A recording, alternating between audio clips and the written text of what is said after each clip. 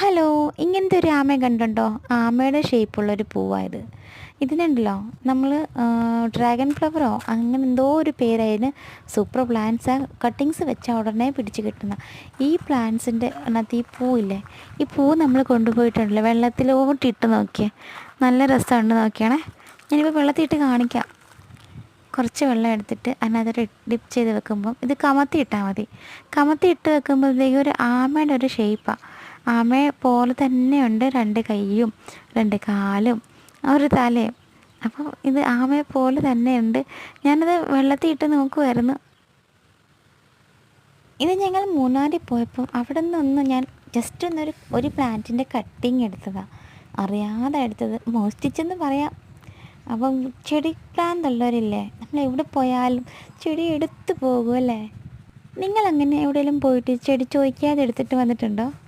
ഉണ്ടെങ്കിൽ കമൻ്റ് ഇടുന്നേ. അപ്പം നമുക്കറിയാമല്ലോ എത്ര പേരുണ്ടെന്ന് ചെടി പ്രാന്തന്മാർ.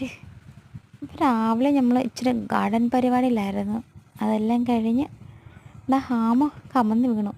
അപ്പോൾ അത്ര ഉള്ളായിരുന്ന വീഡിയോ. ഈ ആമ നമുക്ക് നേരെ ആക്കി ഒന്ന് നീന്തിപ്പിക്കാം. സപ്പോർട്ട് ചെയ്യണം, സബ്സ്ക്രൈബ് ചെയ്യണം, ലൈക്ക് ചെയ്യണം. താങ്ക്